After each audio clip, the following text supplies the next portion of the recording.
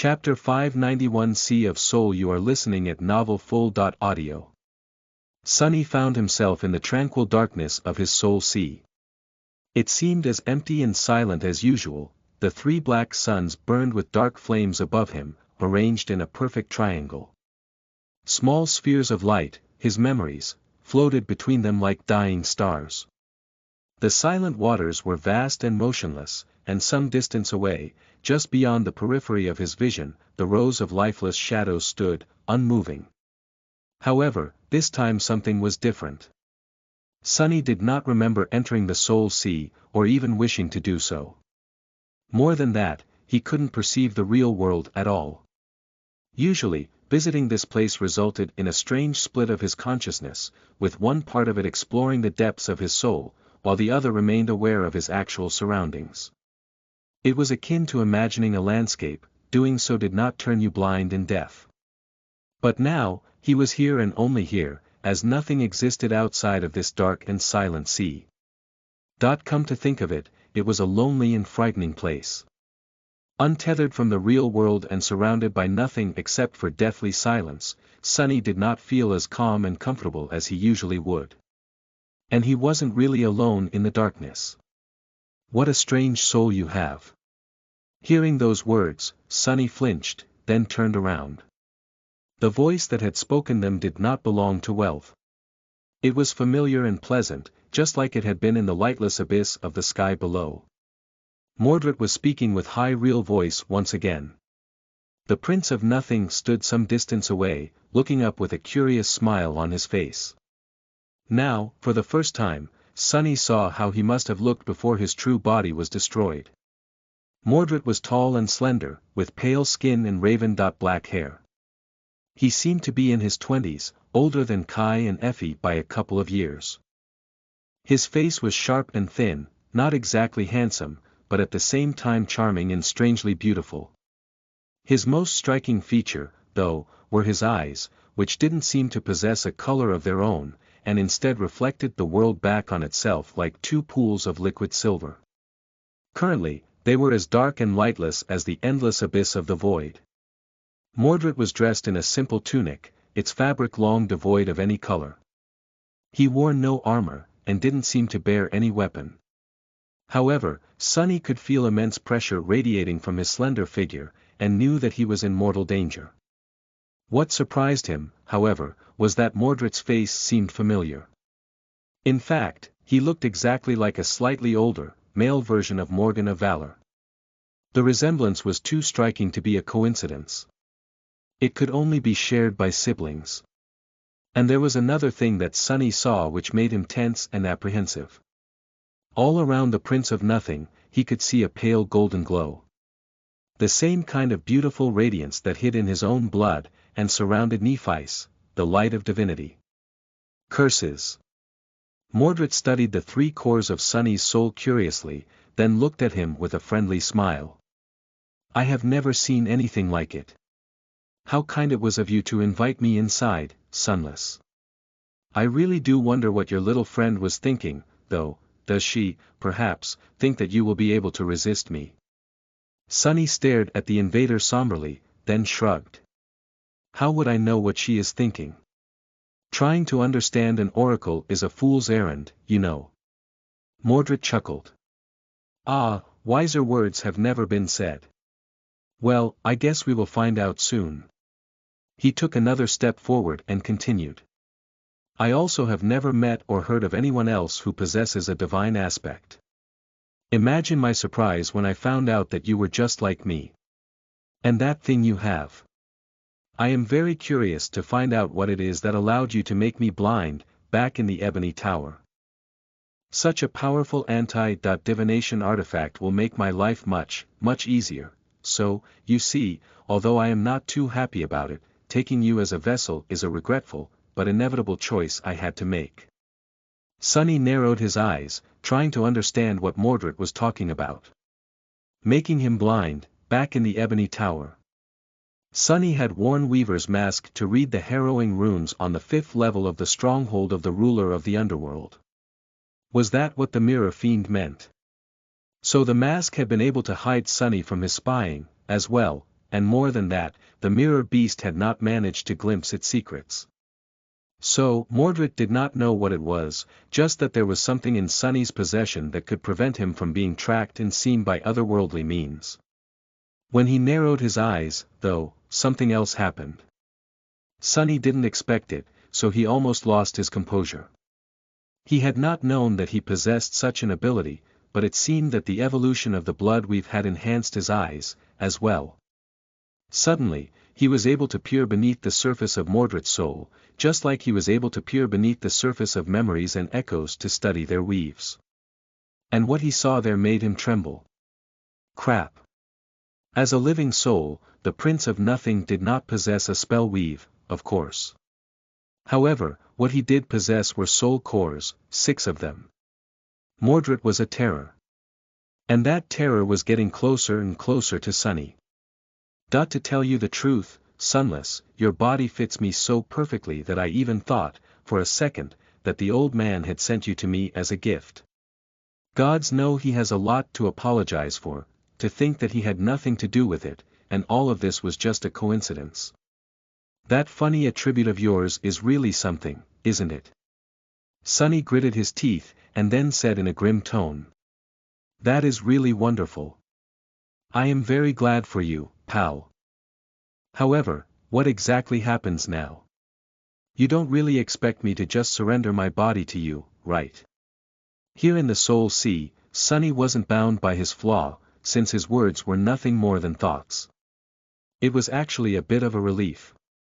Mordred stopped, now just a few steps away from him, and smiled. Now. Why, what else, now, I am going to destroy your soul, of course.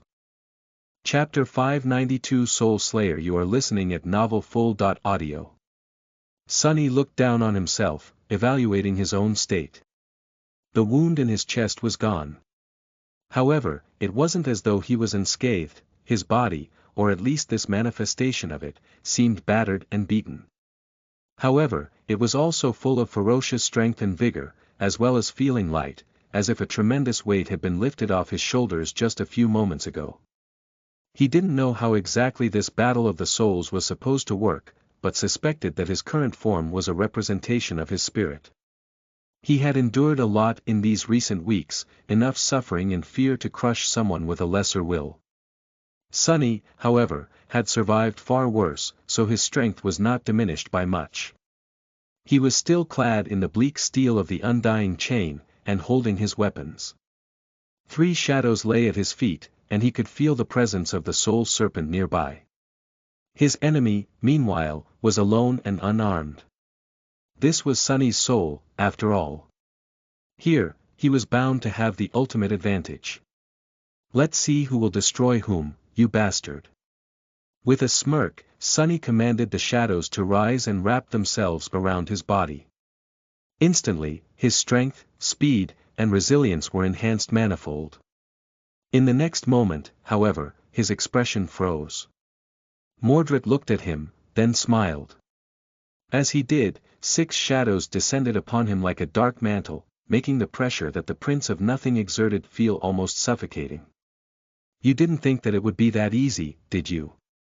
A split second later, he was beside Sonny, his fist crashing into the breastplate of the undying chain. As pain exploded through his body, Sonny flew back and fell onto the still water, sliding across it into the darkness. What? Before he could even rise, Mordred was already upon him, his foot slamming into Sonny's ribs. Sonny yelped as he was thrown into the air, then felt another blow landing on his chest, pushing all air out of his lungs and sending him plummeting back down.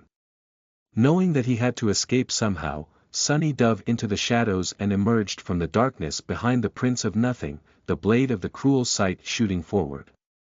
However, it pierced nothing but air. Mordred had turned into a shadow himself, and disappeared without a trace, his laughter echoing across the surface of the silent sea. Weak. Too weak. Something struck Sonny in the back, sending another explosion of pain rolling through the very core of his being. He groaned and tried to slash with the midnight shard, but the enemy was already gone. A moment later, he was kicked in the abdomen, then ruthlessly slammed across the face.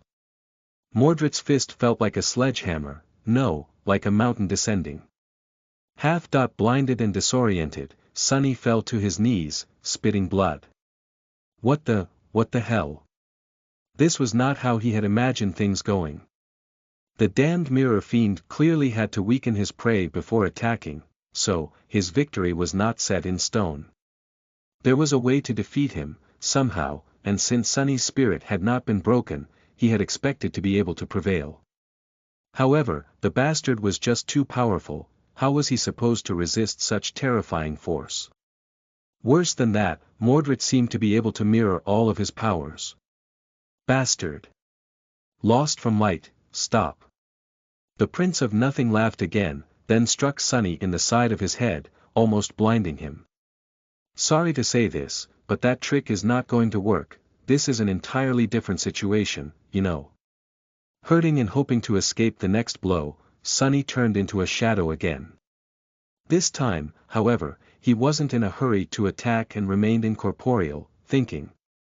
Before he could form a single thought, however, another shadow lunged at him from the darkness, and suddenly, he was in the throes of indescribable agony, his very soul damaged and cracked. With a stifled shriek, Sonny escaped the shadows and assumed his human form again, only to be ruthlessly struck down a moment later. He fell on his back and desperately gulped for air, but his lungs seemed to be paralyzed. All he could do was try to block the next blow, only for it to fail and another wave of pain spread through his body. Goddammit! Sonny used Shadow Step to disengage, but his enemy simply followed. He deflected one strike, almost managing to cut Mordred's forearm open, but the mirror fiend was just too fast, strong, and skilled. No matter how hard Sonny fought, it was all useless. No matter what strategy he tried to implement, Mordred saw right through it. Fighting against the Prince of Nothing was like fighting against death itself. He was terrifying, inevitable, and final. There was no escape. But Sonny was not going to give up. At this point, he wasn't even sure that he knew how. The mirror fiend chuckled nervously, then slowly brandished the reflection of the cruel sight. In the next moment, the horde of shadows surged forward, descending upon him like an avalanche of darkness. And Mordred suddenly vanished without a trace, as if he had never existed. Chapter 593 One Step Forward. You are listening at NovelFull.audio. Sonny opened his eyes, disoriented. The orange glow of the fire and the dancing shadows on the shattered walls, the smell of blood, the tearing pain in his chest. He had escaped the Soul Sea and returned to the scorched heart of the Night Temple. He had prevailed, but what was going on? It felt as if he was falling. Why was he falling? Sonny crashed onto the cracked stone plates of the floor and heard Weld's body falling somewhere nearby. A tortured groan escaped from his lips, and then a stifled curse. What the hell? Although his battle with Mordred had lasted for a while, it seemed that just a single moment passed in the real world. That time had not even been enough for Sonny to properly fall down. The quiet dancer was still in the same position, and Cassie was still rushing over, dagger in hand. I survived. However, why did it feel like he was forgetting something? Sonny strained his wounded body, trying to sit up. He felt exhausted and weak, both from his physical injuries and the damage his soul had sustained in the harrowing battle against Prince of Nothing. What was it? Cassie was already by his side, reaching out to help him sit. Her rapier hovered in the air, and then turned, the tip of its blade aiming at Weld's unmoving form. Oh, right, where did Mordred disappear to? Suddenly, his eyes widened. Sonny raised his head, pointing at Weld. Kill her. The quiet dancer was already flashing through the air, reacting faster than its master. Cassie frowned. What? Isn't he dead? But it was too late. Weld suddenly moved, her hand shooting forward to catch the flying rapier by the blade. The sharp point stopped just a few centimeters away from her throat. No, Mordred wasn't dead. He had simply run away, retreating from a fight that he knew he wouldn't be able to win. Back to his previous vessel. Cassie stared at the Prince of Nothing in shock, and then shrieked when thin cracks appeared on the blade of the graceful rapier. She hurriedly dismissed the echo, saving it from the crushing grip, and pulled Sunny to his feet. What do we do now? Sunny saw the body of the ascended knight stirring, as if slowly coming back to life. Her hollow eyes suddenly glistened, becoming full of dark will and lethal intelligence once again. His heart skipped a beat. Now that Mordred had failed to both enslave and possess Sunny, there was only one use for him left. Torture the Weaver's mask out of him, and then dispose of what was left. With that fiend wearing a master's body, what were they supposed to do, indeed? Actually, Sunny had a perfect answer. He glanced at Cassie with a determined expression, and then screamed. What else? Run. Mordred wasn't the only one who knew when to remove himself from a hopeless situation. Pushing the blind girl toward the large hole in the wall of the former stronghold of the Valor forces, Sunny turned his back on Wealth, who was slowly rising to her feet, and sprinted away as fast as he could. His eyes were tightly shut, so that the bastard couldn't spy on them through the reflections. The Night Temple was a large place. With some luck, they would be able to play cat and mouse, or rather, mice and tiger, with the damned prince for a few days. Hopefully, St. Cormac would arrive soon. As he was diving through the breach in the wall, a mocking voice assaulted him from behind. What, leaving so soon? Feeling Mordred taking a step forward, Sunny dismissed the heavenly burden.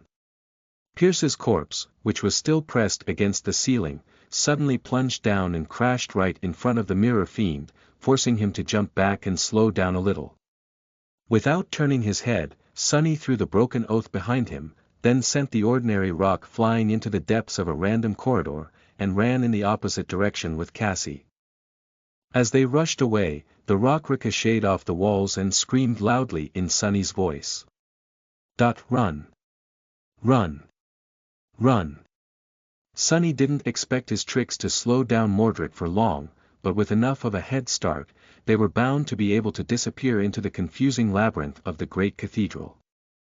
They just had to get out of the inner sanctum in time. Once outside, catching them would be much harder.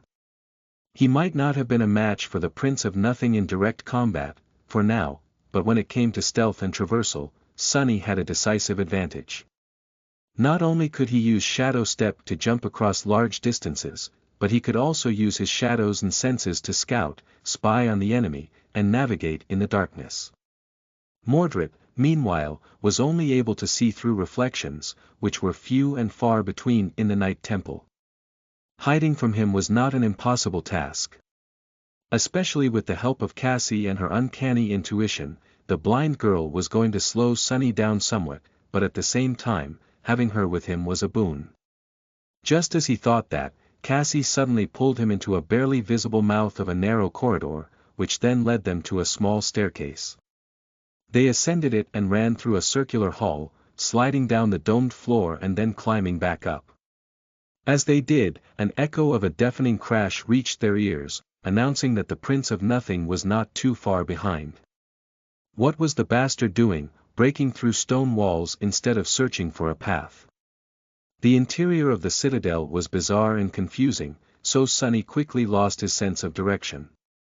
All he knew was that they weren't moving toward the familiar exit out of the inner sanctum, nor were they approaching the central bell tower. His doubts were dispelled, however, when Cassie opened a narrow wooden door, and cold wind hit him in the face. Somehow, they had reached the grand hall of the cathedral, where the broken gateway stood in the center of the vast basin of the Craterous Dome. Instead of entering it through the tall gates of the inner sanctum, Sunny and Cassie appeared on a hidden gallery circling the hall's perimeter high above. Almost at the same time, a familiar figure emerged from the gates far below. Chapter 594 2 Steps Back. You are listening at NovelFull.audio. Mordred was right below them, walking out into the great hall of the somber cathedral at a relaxed pace. Above his shoulders, a dozen blinding orbs of light hovered in the air, throwing white reflections of the dark stones. Sunny silently stepped back, pulling Cassie with him. Pressed against the back wall of the gallery and safely hidden in the deep shadows, they slowly moved away. Below, the spheres of light suddenly shot in different directions, illuminating a large portion of the dark nave. Luckily, their radiance did not reach the hidden gallery, be it just barely. What it did reach, though, were the hundreds of mirror shards scattered around the vast expanse of the inverse hall. Each of them shone, reflecting the white light. It was as though countless stars suddenly ignited in the darkness. Sunny silently cursed, knowing that those shards served Mordred as eyes. Who knew how many more were hidden throughout the cathedral? Without slowing down, he dismissed the memories he had left behind, and continued moving toward the distant end of the vast circular chamber. The Prince of Nothing, meanwhile, tilted his head a little. Where are they hiding? I wonder. Suddenly, he was surrounded by a whirlwind of white sparks. Sunny did not linger to see what memories Mordred was summoning, and instead concentrated on reaching another door. Before the sparks of light coalesced into tangible shapes, Cassie and he had already left the gallery, finding themselves in another corridor. They had successfully left the sanctum behind and were now in the main structure of the citadel. It was a large and convoluted space, so finding them here was not going to be easy. From where they stood now, just outside the nave, they could go anywhere in the temple proper, exit into the outward ring, or descend into any of the 6 belfries. They could even circle back and try to hide in the 7th, the main bell tower, hoping that the Mirror Fiend would not expect them to return. However, somehow, Sunny doubted that escaping Mordred would be that easy. The morbid remains of his butchered victims were all around them, after all. None of these people had escaped. He hesitated for a moment, then pulled Cassie in the direction of the outward ring. That was the part of the citadel they both knew the best, which was an important advantage. Of course, the banished prince understood that, too, which meant that he would most likely be moving there, too. This was a risk Sunny had to take.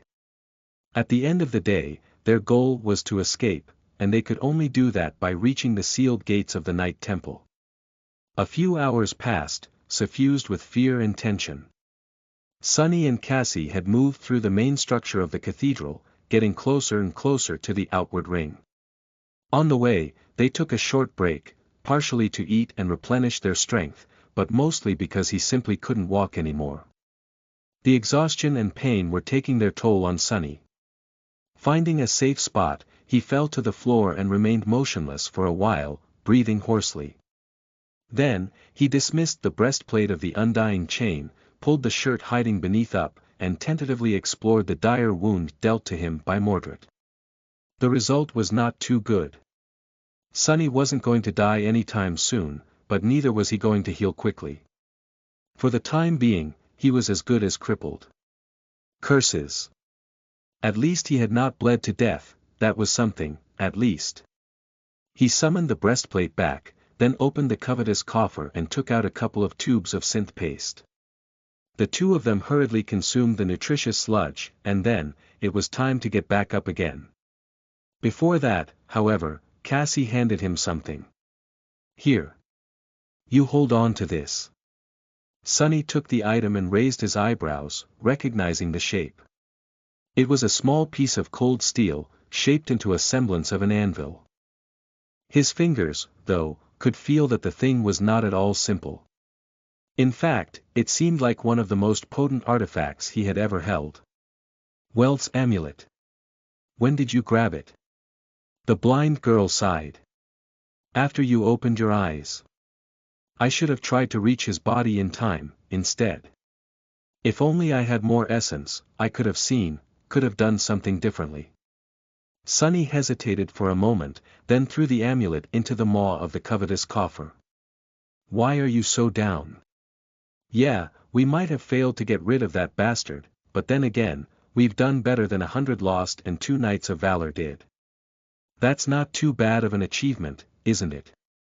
Plus, Mordred's plans are also ruined. He might seem in control, but trust me, that guy is in as much trouble as we are. Things didn't exactly go his way, either.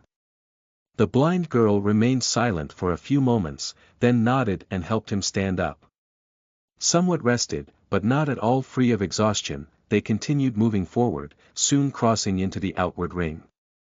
When they did, however, Cassie suddenly froze, then trembled. Sonny tensed. What? Then, he heard it too, the insidious sound of approaching footsteps. And a second later, Wells' familiar voice. There you are. Gritting his teeth, Sonny grabbed Cassie's hand and ran in the opposite direction. Damn it, damn it, damn it. His chest was burning, pulsating with excruciating pain. They moved with all the speed they could muster, but what was the point? A master was so much faster than an awakened. Even though Mordred didn't seem to be in a hurry, the sound of his footsteps was growing closer and closer. Before he could reach them, however, the whole Night Temple suddenly shook, throwing Sonny to the floor. An explosion of pain radiated through his body, and a moment later, his shadow sense was not constrained by the outer walls of the citadel anymore. It pierced the black stone and easily reached into the vast emptiness beyond. Sonny clenched his fists. The seal, it's lifted. The saint had arrived. Chapter 595 The Saints Are Coming. You are listening at NovelFull.audio. At that point, Sonny and Cassie weren't too far away from the gate chamber, where they had made a morbid discovery soon after escaping from the cage. Back then, the heavy gates had been closed and sealed. Now, however, it seemed that they were finally opened. Saint Cormac had returned from his expedition to the Hollow Mountains a few days sooner than expected. For a moment, Sonny was overcome by fierce joy. Then, however, the cold and rational part of his mind took over. Yes, the arrival of the saint created a path of escape, and was bound to solve their Mordred problem, most likely. But who was to say that the transcendent warrior would not turn out to be an even deadlier threat? The first thing Saint Cormac was going to see after entering the citadel was a pile of mutilated corpses. After that, he would most likely kill anyone who appears in his way. After all, any survivor would either be a potential vessel of the banished prince, or a witness. Sonny gritted his teeth, then rose to his feet and pulled Cassie into a side corridor. There, they hid in the shadows, wrapped her cloak around themselves, and waited. He didn't dare to extend his shadow sense toward the gates or send his shadows forward to scout, fearful to draw the saint's attention, so neither of them knew what was going on. A few seconds passed in terrifying silence, and then, Sonny heard something rustle through the corridor they had just left. A gust of wind blew past them, as if left behind by something moving at incredible speed. A moment later, they heard a distant impact, and the Night Temple trembled once again. It seemed that Saint Cormac had already found Mordred. Sonny pushed Cassie to her feet and hissed. Hurry! To the gate. They ran toward the exit. Soon, the familiar chamber came into view, fresh air mixing with the terrible smell of the rotting corpses. The gates of the Night Temple stood wide open, the impenetrable darkness of the sky below stretching into eternity beyond them. The tall doorway seemed like a portal into the endless night. Now slowing down even for a moment, Sonny and Cassie dashed toward freedom, passed through the gates, and finally escaped the cursed cathedral. After a month of suffering, bloodshed, and harrowing dread they had experienced in this ghastly stone trap, the air of the lightless abyss seemed sweet like nectar. Just as they left, the Night Temple shuddered once again, dust falling from its ancient walls. Far below, the bells rang somberly, their usually melodious song sounding strangely staggered and frantic. The saint was battling the Prince of Nothing, the whole citadel suffering the burden of their furious clash. Hurry! It's not over yet. The two of them dashed across the rickety bridge that swayed above the chasm of the sky below on rusty chains, and soon reached the treacherous stairs that skirted the slope of the northern island. Running up the narrow steps, both of them knew that one wrong step can potentially cost them their lives. But Sonny was unwilling to slow down. They had to reach the surface, cross the island, traverse the heavenly chain, all before Saint Cormac was done dealing with the escaped prisoner. Too long, this is taking too long. Sunny hesitated for a moment, then summoned the heavenly burden. Climb onto my back. Cassie lingered, then did as she was told. He drove the black needle between the plates of the undying chain, cursed, and then threw his hand forward, the triangular blade of the prowling thorn shooting into the overhanging stone slope. With the blind girl's weight added to his own, the speed of their ascent wasn't too fast. However, with the help of the kunai and its invisible string, Sunny was able to increase it somewhat. It was an arduous and nerve-wracking journey. The two of them were like a spider scaling a mountain with the help of a single thread of silk. The difference was that the mountain was steeper than vertical, and there were furious winds threatening to either crush them against the stones, or throw them away into the darkness of the sky below. However, after a dozen torturous minutes, or maybe an eternity, they still managed to reach the surface of the island, alive. Sunny dismissed the needle and fell onto the soft ground, gripping his chest. There were disturbing, wheezing sounds coming out of his lungs with each breath. He lay motionless for a few moments, then allowed Cassie to pull him to his feet. "That I know. We need to move. It's not time to rest, yet." They ran across the field of flowers, the hollow mountains towering behind them. White mist was flowing down their slopes, and there was something white dancing in the air in front of them, too. Sunny felt a pleasant cold spreading across his burning face. His heart contracted painfully. Snow, it's snowing. Was it December already? Or did the first snowfall arrive ahead of time, as well? Doviko, there was no escaping fate. The northern island trembled beneath them. And just a few moments later, a dark figure appeared in their way.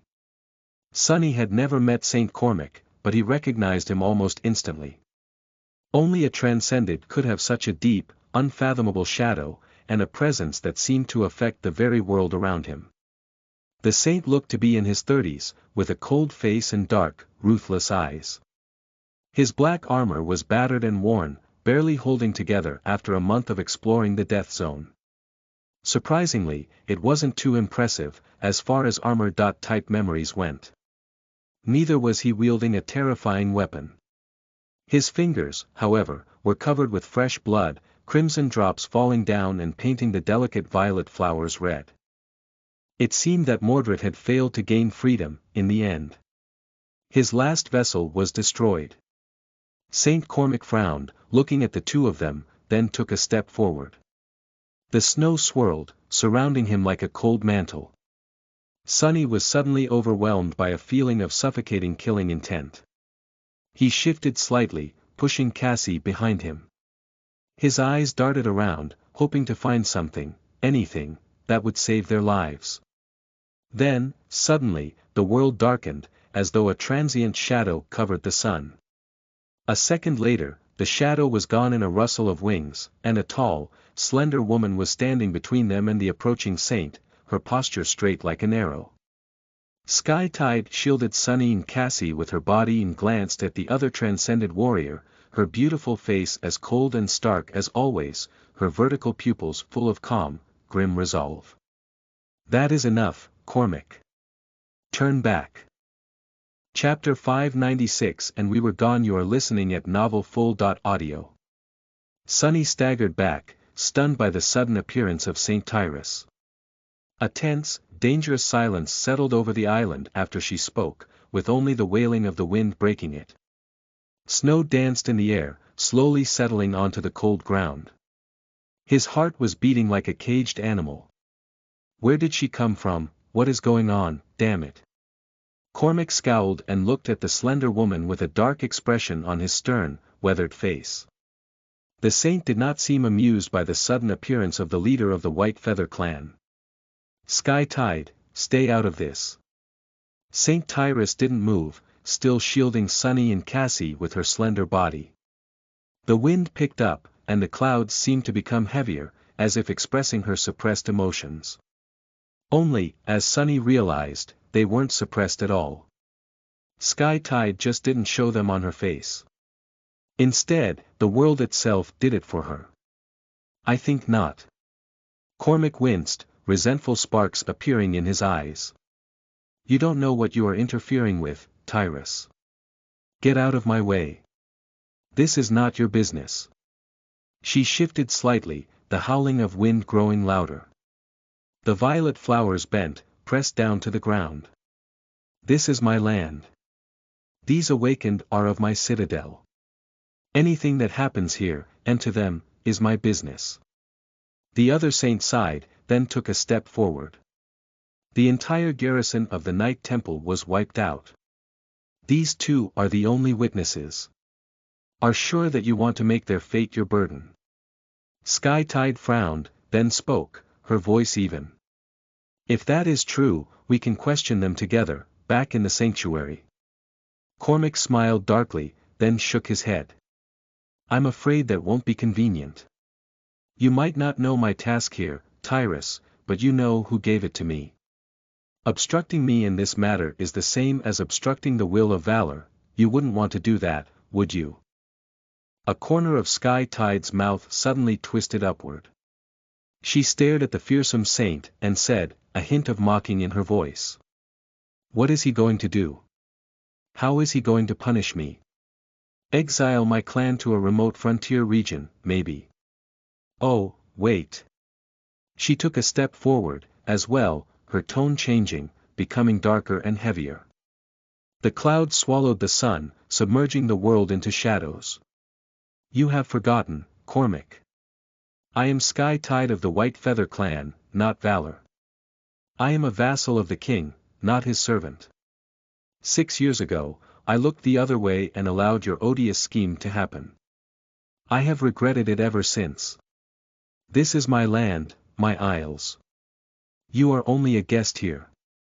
I warn you, do not test the limits of my hospitality. As he spoke the last words, a deafening thunderclap resounded, rolling across the chained isles like a herald of heavenly wrath. Cormac stared at her, unimpressed. An expression of contempt appeared in the depths of his cold, dangerous eyes. The saint moved his shoulders, as if stretching his muscles, and then said darkly. Your arrogance is so tiresome, Tyrus. Warn me. What gives you the courage to warn me? You say that I have forgotten, but it is you who doesn't seem to remember. Who I am. What I am. And what I am capable of. He stepped forward, his killing intent growing thicker and more suffocating, almost palpable. What gave you the idea that this is a negotiation? You will stand down, or I will put you down. Either way, the result will be the same. Saint Tyrus lingered for a moment, then looked over her shoulder at Sunny and Cassie. Her gaze was calm and somber. It's time for the two of you to go. Sunny took a step back, his mouth suddenly dry. He opened it, trying to force out a question. But what about? Sky Tide was already looking at Cormac, who was approaching with steady steps. Her hair danced in the wind like a stream of pale gold. Run. You won't survive the fury of this battle. Sunny hesitated for a split second, then grabbed Cassie and ran. They dashed away from the two saints, heading for the distant edge of the island.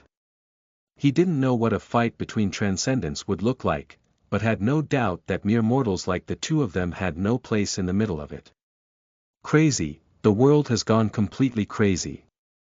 A moment later, something collided with a thunderous roar behind them, and Sunny was thrown into the air. A violent shockwave passed through his body, causing a short scream to escape from his mouth. He hit the ground and felt it shifting, as if a powerful earthquake was happening mere meters away. Sunny struggled to rise back to his feet, then helped Cassie do the same and continued to run.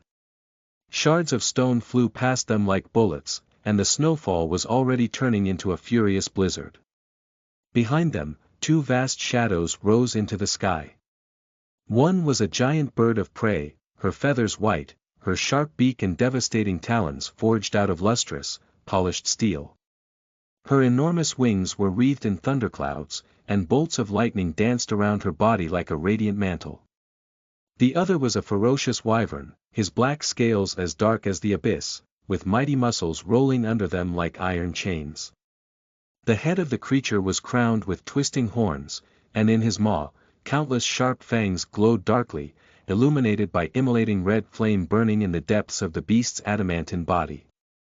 Tyrus and Cormac flew into the skies, soon disappearing in the veil of storm clouds. A terrifying roar rolled across the island, and then, another shockwave hit, tearing a hole in the blizzard. Boiling blood suddenly streamed from above, falling on the snow like vermilion rain. Gods, oh, gods! Sunny and Cassie could only run. From time to time, a violent tremor threw them to the ground. The hurricane wind threw snow and sharp bits of ice into their faces, and their ears were ringing from the thunderous cacophony of the titanic battle happening somewhere above them. They were almost to the edge of the island, ready to jump onto the chain, when there was a sudden lull in the terrifying havoc. And then, two shadows fell down from the skies, so fast that Sunny couldn't even tell who was who. The saints collided against the center of the island with such force that its surface swayed like water. The shockwave of the impact was so fierce that it instantly obliterated the field of flowers, blew away the top layers of the soil, and made the stronghold on the northern edge crumble into dust. The ground itself split open, a wide crack spreading to both ends of the isle, cutting it in two. The northern island shuddered, and then crumbled, large pieces of stone breaking off and flying into the darkness as more and more cracks appeared, and the tension of the heavenly chains tore the island apart. Sunny, of course, could not appreciate the full scope of the disaster. All he could sense was that they were sent rolling down once again, this time even more violently than before. Only this time, instead of soil or stone, what they found beneath them was nothing. The ground disappeared, and Sunny found himself falling down, down, down. Down into the endless darkness of the sky below. All he could do was grab Cassie and hold her close, making sure that they weren't separated. Bloodied, mangled, and weak, they plummeted into the abyss as all around them, devastation reigned. The night temple cracked, then disintegrated into a rain of black stones. The 7 bells rang mournfully as they disappeared into the void. The colossal chain that served as one of the anchors of the chained isles shot toward the hollow mountains, colliding with their slopes with enough force to make the ancient slope shatter and create a momentary hole in the veil of flowing mist. Luckily for Sunny, his eyes were still closed, so he didn't see what hid beneath. And somewhere in all this chaos, the two saints continued their harrowing battle. Sunny held Cassie tightly and fell, happy to be getting further and further away from that clash with each second. After a while, the sounds of the fighting disappeared far above. The signs of destruction disappeared, too, as well as the last remnants of the light.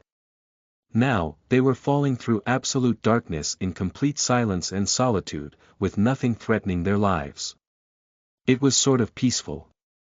Sunny sighed, finally allowed himself to open his eyes, then glanced at Cassie and forced out a weak smile.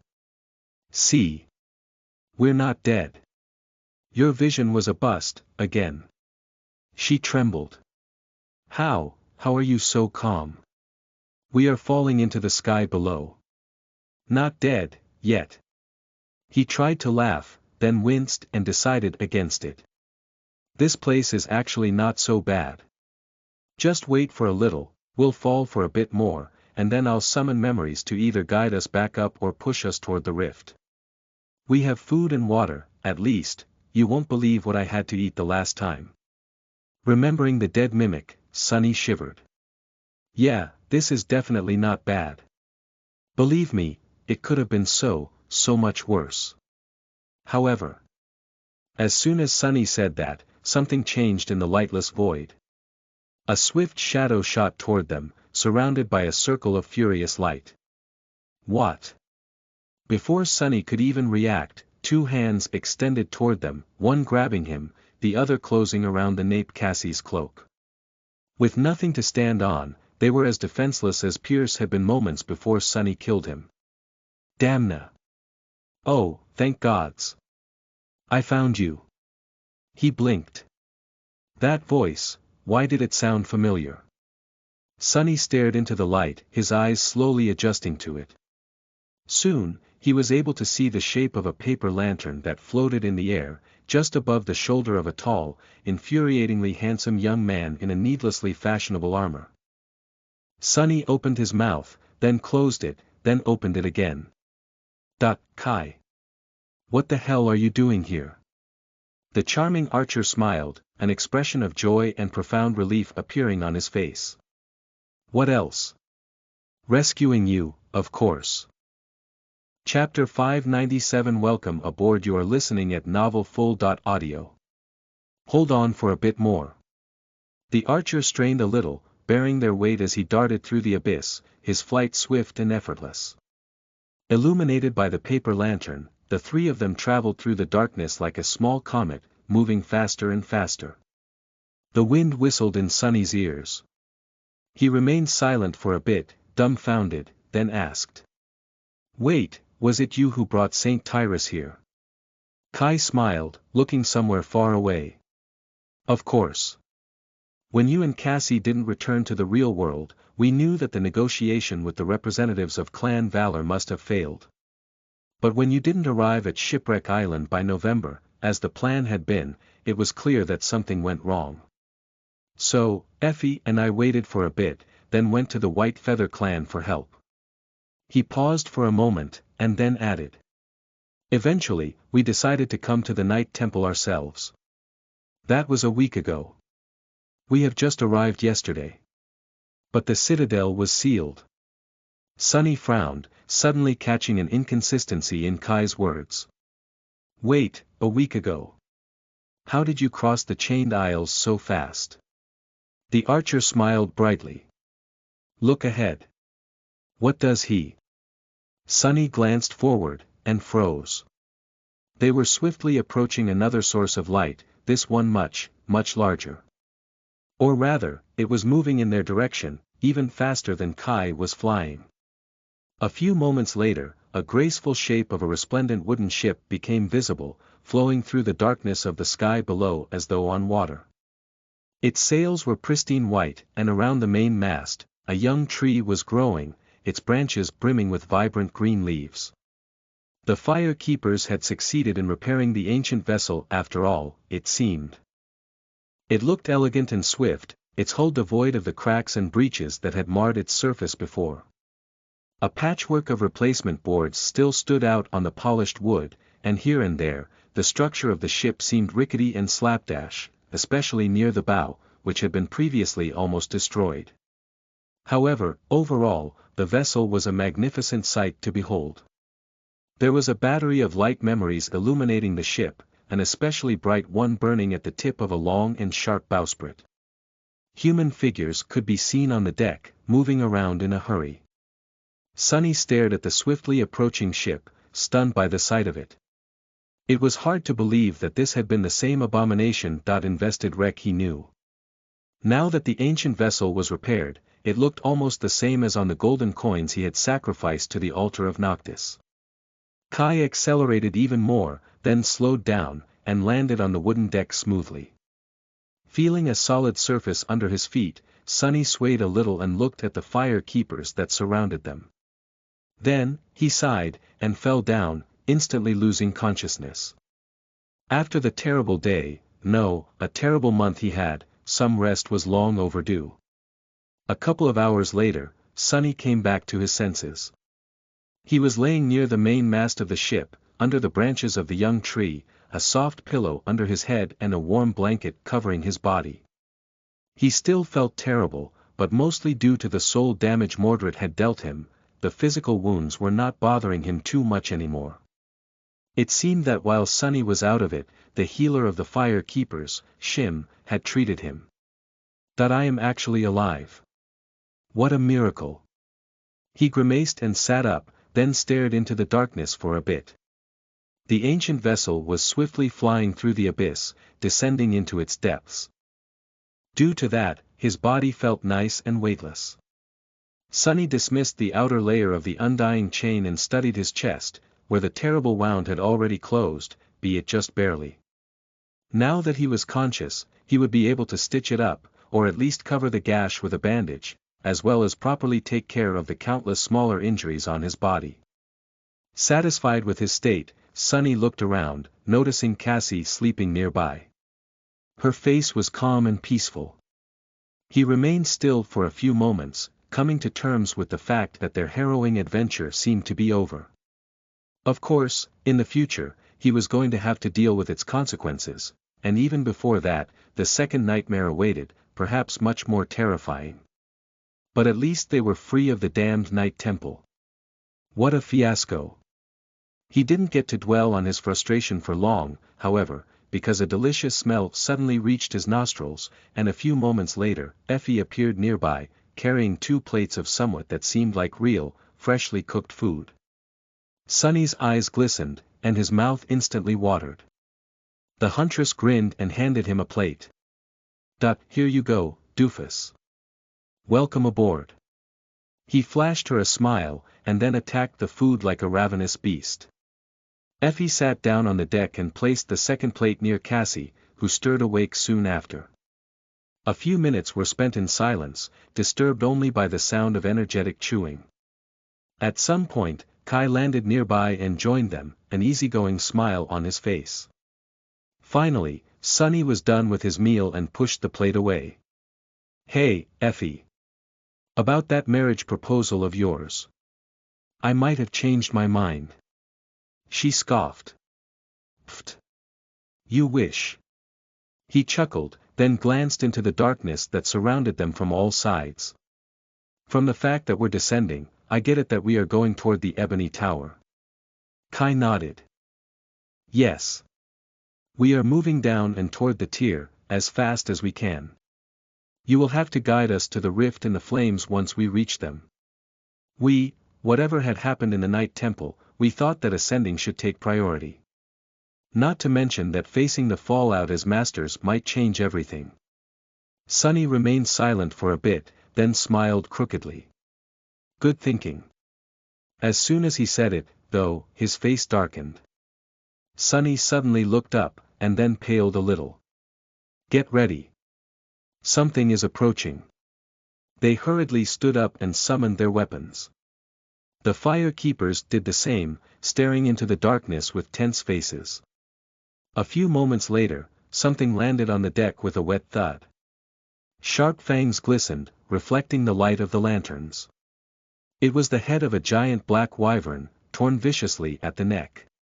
Its eyes were glassy and empty, and its tongue hung lifelessly out of the terrifying maw, the red flames that had once burned within it gone. Saint Cormac was dead.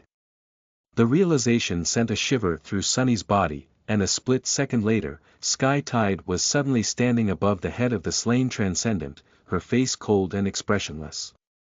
Tyrus looked battered, her graceful armor torn and bloodied. Her golden hair was disheveled, some strands of it painted red. Her presence, however, was unchanged. It was calm and steady. She looked at the 4 of them, and frowned. Then, her gaze slid lower and focused on the empty plates. Do you have more food? Bring it. I am famished. Chapter 598 Broken Balance. You are listening at NovelFull.audio. As the Saint ate, not at all perturbed by the head of the terrifying wyvern staring at her with dead eyes, the rest of them stood awkwardly and waited for her to satiate her hunger. Sunny observed Sky Tide with a somber expression, then glanced at what remained of the fearsome Transcendent Cormac. His heart was heavy. Damnation. Being the cause of 100 lost and 2 masters dying, one of them by his own hand, no less, was already bad enough, not to mention that the whereabouts of the sole prisoner of the Night Temple, Prince Mordred, were currently unknown, also as the direct result of Sunny's actions. But causing the demise of a saint was nothing short of an utter disaster. Saints were irreplaceable. In all of humanity, there were just a few dozen. Cormac's death was not going to go unnoticed, or unpunished. Would I even be able to return to the real world? Sky Tide finally finished her meal, then drank some water and glanced at Cassie and him. What exactly happened in the Night Temple? The 2 of them looked at each other. After a few moments, Sunny spoke, his voice somber. Everything went wrong from the very start.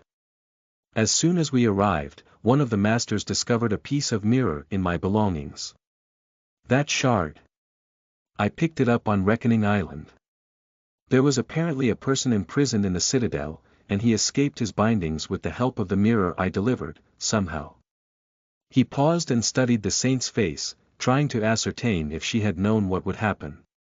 Tyrus certainly knew of the mirror beast, however, she could not have known that Sunny used to carry the mirror shard the creature had left behind.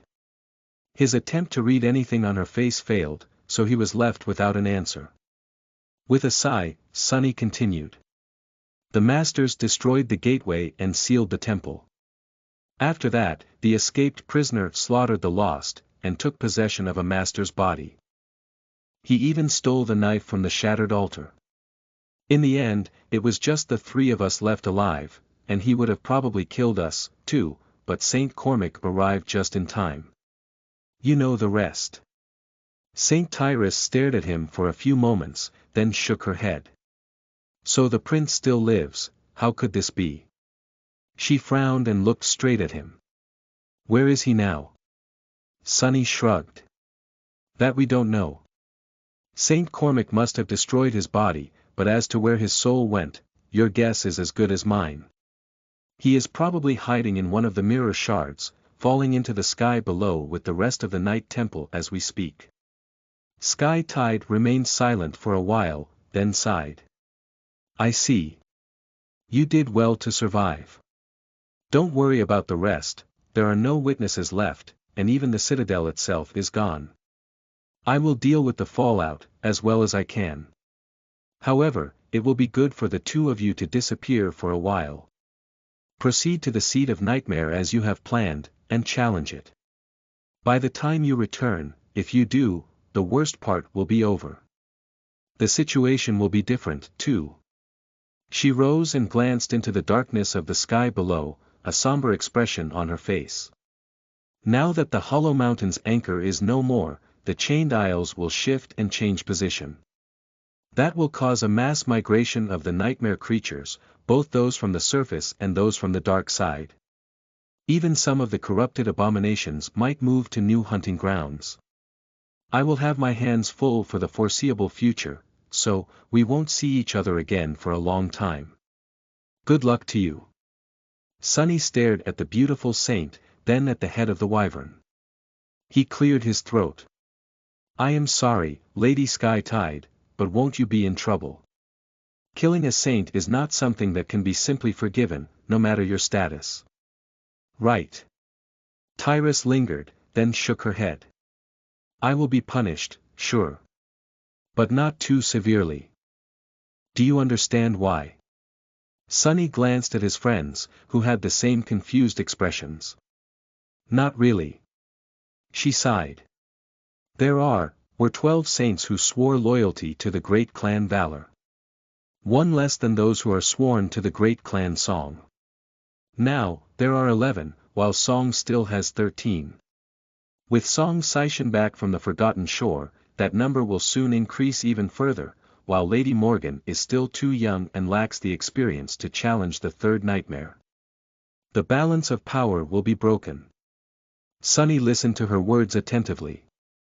So the great clans are at odds with each other, two strongest are, at least. Makes sense.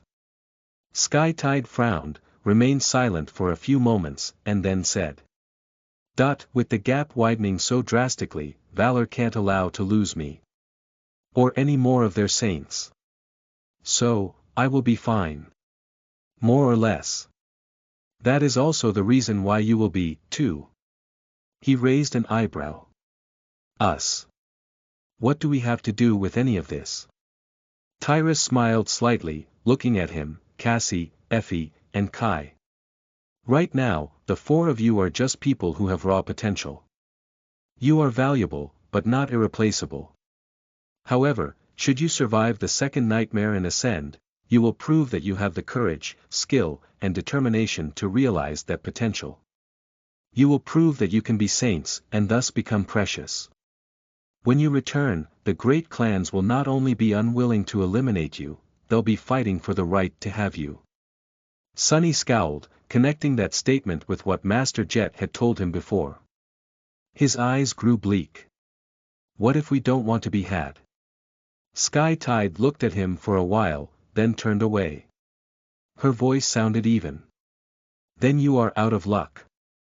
With that, she jumped up. A gust of cold wind suddenly enveloped the deck of the flying ship, and a moment later, a massive shadow separated from it and shot upward, soon disappearing into the distance. Sunny, Cassie, Effie, Kai, and the fire keepers we left standing in the darkness alone. After some time, the huntress shifted and sighed heavily. She ate all my food. What a disaster. What a tragedy. Chapter 599 The Flying Ship. You are listening at NovelFull.audio. The flying ship soared through the darkness, descending deeper and deeper into the empty void. After St. Tyrus had left, nothing much happened for a long time. They were surrounded by nothing, and nothing bothered them. This was the oppressive nothingness that Sunny was familiar with all too well. However, now, things were different. The first time he had fallen into the sky below, he was alone and desperate, without any way to escape and no certainty of what awaited him below. This time, he was surrounded by people, knew where he was going, and that they would be able to turn back at any point, if need be. Not to mention that Sunny had a whole ship to explore, as opposed to plummeting down atop the corpse of a dead devil. The ancient vessel was not giant, but large enough to make their journey rather comfortable. There was an upper deck, the main cargo hold, the lower deck stretching from the bow to the middle point of the ship, the auxiliary cargo holds beneath it, and various compartments near the stern, including living quarters for the crew, 2 separate mess decks, a spacious captain's cabin, several smaller cabins that seemed as though they were meant for either guests or officers, a large war room, and a few service compartments. Currently, there were less than 30 people on board, so there was more than enough space for everyone. In fact, the vessel seemed rather empty and rough around the edges. The members of Cassie's cohort and other fire keepers that joined them to assist in the repairs had done a splendid job of restoring the flying ship's overall integrity, but had had no time to work on its interior. A few essential facilities had been haphazardly outfitted with everything necessary to barely function, but most of the compartments still required a lot of work. There was no furniture of any kind except for some crude tables, chairs, and flimsy hammocks, and most of the vessel looked empty and barebones. It was a far cry from how luxurious it must have been furnished, outfitted, and decorated once, in the ancient past. However, after the hellish month Sunny had spent in the Night Temple, this environment seemed almost like paradise. He had a whole cabin to himself, and the cargo hold was stocked with enough food and water to last them for a few months. The galley was also fully operational, so at least their meals were taken care of. More than that, the flying ship did not wobble constantly up and down like a seafaring one would, and instead swayed gently from time to time, which was sort of calming, and even a bit cozy. It was a strange vessel that moved partially due to sorcery, the sapling of a sacred tree growing around its mast serving as the source of it, and partially due to the wind. The fire keepers seemed more or less capable of operating the sails, be it somewhat tentatively, and used either their aspects or memories akin to Cassie's wooden staff to produce gales that pushed the ship in the right direction.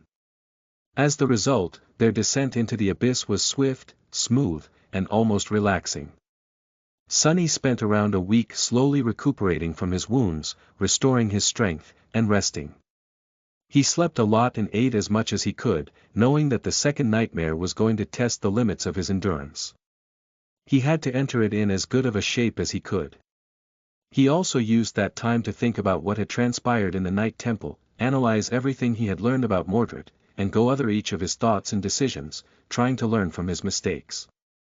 The memory of being fooled and manipulated by the Prince of Nothing still haunted him. There was also a lot of new information Sunny had received in that month, information about the awakened of higher ranks, Anvil of Valor, the great clans, the tension between them, and even about his own aspect.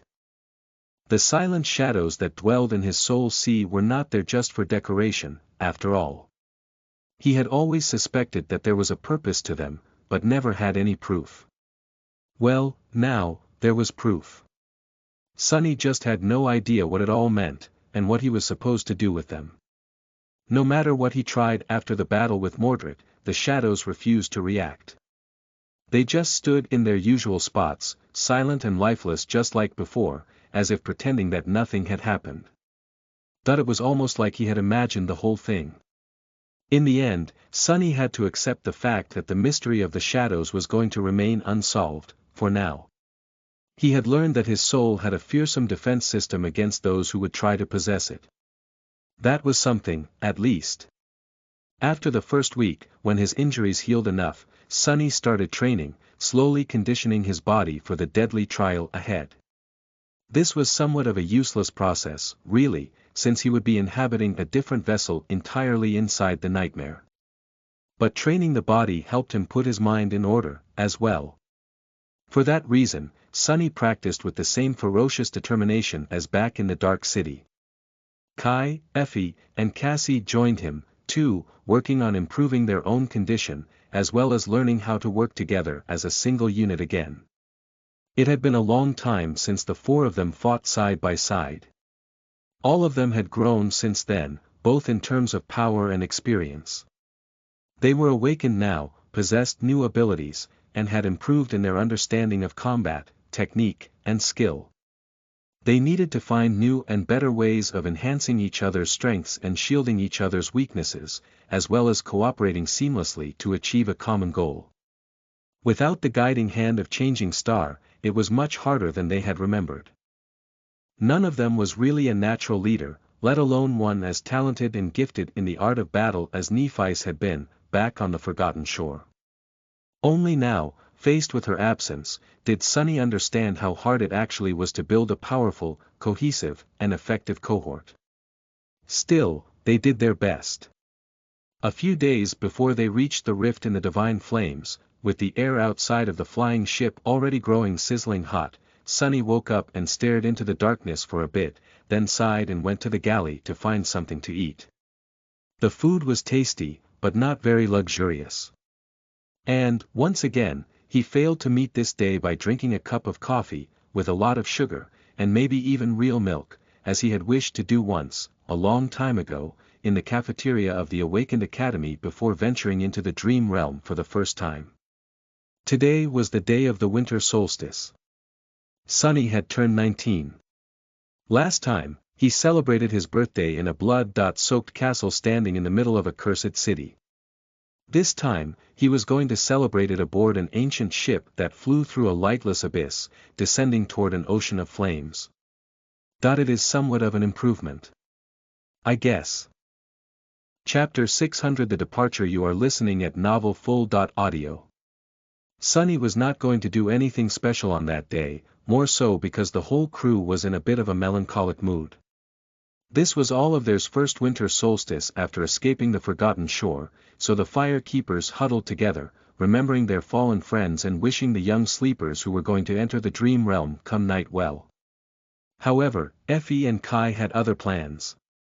It seemed that Cassie had told him that this was his birthday, so the huntress cooked up something special, and the four of them had a comparatively lavish dinner on the smaller mess deck, sharing the tales of what had happened to them in the past year and laughing about this and that. Laughter was much better than sorrow. Especially considering that none of them knew when they would have an opportunity to laugh again. On the next day, the dark void around them was already hot enough to make moving on the upper deck hard. All of them dismissed most of their armor and worked the sails, their bodies glistening with sweat. Everyone worked together to keep the ship afloat and moving in the right direction, divided into two shifts. One would control the vessel, while the other retreated inside to cool off and drink water. Luckily, with the hot air blowing from below, they didn't need all of the sails to achieve their goal, which made things easier. It had taken Sunny almost a month to reach the Divine Flames before, but the flying ship made the journey faster. Using several aspect abilities and ingenious tools, they were also able to navigate the abyss with a sufficient level of precision, quickly reaching the tier and continuing to descend in a wide spiral.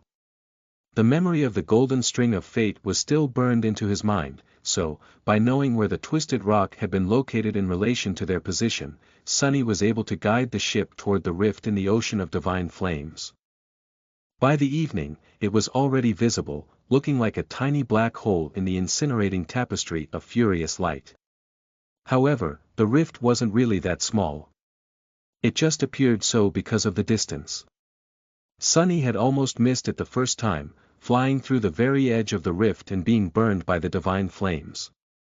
This time around, they were going to keep to the very middle of it, separated from the immolating orbs of white fire by many kilometers of empty space. Hopefully, that would be enough to keep them from dying of heat. The sails were hoisted, and the ship continued to plummet toward the flames, supported only by the sorcerous power of the sacred tree and the ancient enchantments permeating the hull. Sunny was left alone at the helm, the rest of the crew seeking shelter in the main cargo hold, where the air was coolest. He had summoned the undying chain and the memory of fire, augmenting the protective charm with all three of his shadows. As the flying vessel came closer and closer to the rift, the leaves of the young tree rustles above him, and ghostly runes suddenly appeared on the surface of the ancient ship. Slowly, the heat retreated a little. Standing on the upper deck was still hard and uncomfortable, but at least tolerable, especially with the help of his charm. Sunny carefully guided the vessel into the rift, keeping to the very center of it, as far away from the walls of divine fire as he could. It was as though he was guiding the ship through a vertical tunnel that twisted slowly, moving left and right, forward and back. Luckily, descending didn't require a lot of skill from the helmsman. Sunny was barely acquainted with how to steer a boat, let alone a flying one the size of a frigate, so he wouldn't have been able to do much if things went wrong. But they did not. Some time later, the ancient vessel left the rift and submerged into the darkness once again, the skies above burning like a sea of flame. He sent the ship flying toward the island that loomed in the void, not too far away, and let out a relieved sigh. They had made it. They moored the ship to one of the horizontal stone masts protruding from the island, and disembarked. Walking across the obsidian pillar, everyone reached the solid ground and stopped, staring at the somber landscape in front of them in stunned silence. The Ebony Island was just as the last time Sunny had visited it. It was cut out of dark stone and floated in the endless emptiness, surrounded by drifting slabs of shattered obsidian. A tall and magnificent pagoda stood in its center, built of a flawlessly black, lusterless material that seemed to devour any light that touched it. Here and there on the desolate surface of the island, remains of mysterious structures stood, long turned to ruins. Several obsidian pillars protruded horizontally from its edges, stretching into the empty void like strange wharves. The flying ship floated near one of them, fastened to it by strong chains.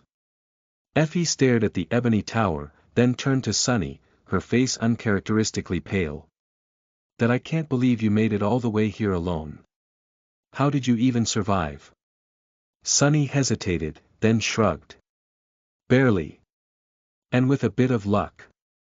With that, he sighed and headed toward the dark tower. Near its doors, it was time for the four of them to say goodbye to the fire keepers. Cassie's cohort, and the rest, were not going to follow them into the nightmare. Some would maybe challenge their own in the future, when they felt ready, but 1 year was really not enough to prepare most of Awakened for this harrowing trial. Instead, the fire keepers were going to remain on the Obsidian Island. Some were going to establish a temporary base there, while others would guide the flying ship back to the sanctuary of Noctis, and then return with more supplies and enough materials to continue working on the vessel itself. In that manner, they would travel between the sky below and the chained isles, awaiting the return of the challengers for as long as needed. The farewell was a bit emotional, at least on the part of the members of Cassie's cohort. She entrusted the command of it to Shim, the healer, and turned away, the silver half-mask obscuring her expression. No one knew if they were going to see each other again. For the survivors of the Forgotten Shore, parting with those who they cared about was nothing new. However, it never became easy. Sunny opened the gates of the Ebony Tower and guided the others into its dark halls, ascending one level after another. Effie and Kai were looking around, curiosity mixing with fear on their faces. Cassie paled terribly on the second level, where the harrowing rot had once grown from the severed arm of a deity, but did not say anything. The Hall of Runes affected her even worse. Kai and Effie were guided through it by Sunny, their eyes tightly shut, but the blind girl could not do the same. Her keen intuition and enhanced senses, sometimes, were akin to a curse. However, for that very same reason, her mental resilience was also unmatched. She gritted her teeth, and persevered. Finally, they reached the last level, and drowned the stone arch of the portal with divine flame, taking turns feeding their soul essence to the cruel sight. With their combined efforts, activating it did not take as long as when Sunny had tried to do it alone.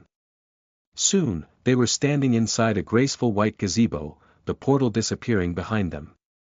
In front of them, though, was the tranquil haven of the Ivory Island. Slates of shattered marble floated around it. There was a beautiful meadow near the gazebo, and a peaceful grove of trees, their branches rustling under the gentle wind. Some distance away, connected to the gazebo by a stone path, stood the magnificent pagoda built out of pristine white material that was neither stone nor wood. It was beautiful, graceful, and slightly surreal, as if too sublime to exist in the mortal realm. And around it, the bones of a dead dragon lay, reflecting the radiant light of the sun. They walked past the clear lake and through the jaws of the great beast, finally entering the solemn darkness of the ancient Hall of Chains. Where hope had once been bound. Once inside, the four of them froze, suddenly overwhelmed by fatigue. 7 chains lay on the pristine white floor in front of them, each ending in a broken shackle. The shackles were marred and torn, their mangled surface inscribed with a myriad of runes. A strange shimmering rose from their surface in ethereal wisps, coalescing into a chaotic, ever-changing mass of pure darkness that pulsated in the very center of the great hall. But it wasn't darkness, not really. Instead, it was a rift in the fabric of reality, one that could devour even light itself. Hypnotized by the visage of the seed, Sunny felt it, deep in his soul. The magnetic, insidious call of the nightmare. Be no calm this time, finally, he was going to answer it. Sunny sighed, and then looked at his companions. They had already said everything that needed to be said, discussed everything that could be discussed. There was no reason to linger. Are you ready? Effie, Kai, and Cassie remained silent for a while, staring at the pulsating darkness. Their faces were pale and vulnerable, devoid of the usual masks of confidence. Finally, the blind girl whispered. What are we waiting for? It is just the second nightmare. Sunny smiled, then suddenly laughed. Indeed. With that, he gripped her shoulder for a moment, and then stepped forward, heading toward the pulsating rift in reality. With each step, the world seemed to dim a little, turning darker and darker. Effie, Kai, and Cassie followed. A few moments later, they were gone. The Hall of Chains was gone, too. Sunny found himself standing alone in complete darkness, surrounded by utter nothingness. In this nothingness, he heard the voice of the spell. Awakened. Prepare for your second trial, he smiled darkly. Just like the first one, well, let's see where I land this time. I doubt that it can be any worse than before. The voice of the spell thundered again, making him shiver. 5 brave ones, welcome to the nightmare. The darkness moved, turning into something else, something different. Sunny, however, was not paying attention. Wait, 5. Did it say 5? Who's the 5th one? What? He didn't get to finish that thought, though. His vision cleared, revealing. End of Volume 3. Chained Isles.